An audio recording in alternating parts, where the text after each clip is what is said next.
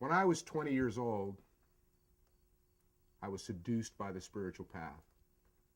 I dropped out of college, worked with a Zen teacher for 5 years, went back to college, met a wild ex-IBM executive, spiritual teacher, went from there to working with an incredible psychologist and profoundly spiritual man, and eventually ended up hanging out with a bunch of monks in South Carolina. During this whole period, what I call the desert stage of the spiritual path, according to Joseph Campbell, I tried everything. My meditations, celibacy, community work, everything I could possibly think of.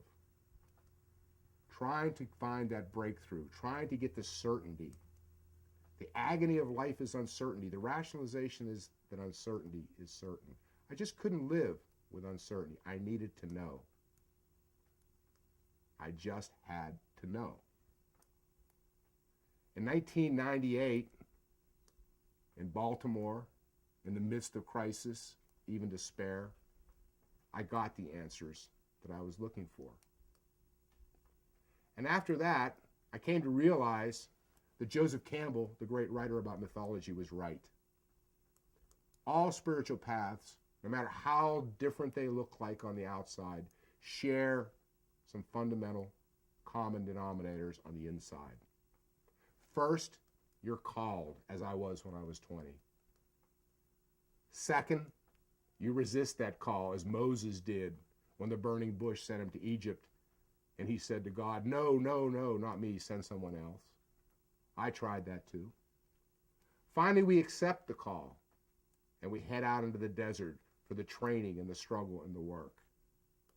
Then comes the crisis, the final trial. That happened for me in Baltimore.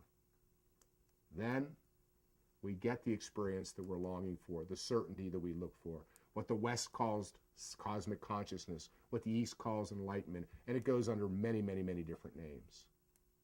But the final stage that is common to every spiritual path is what Joseph Campbell called the return.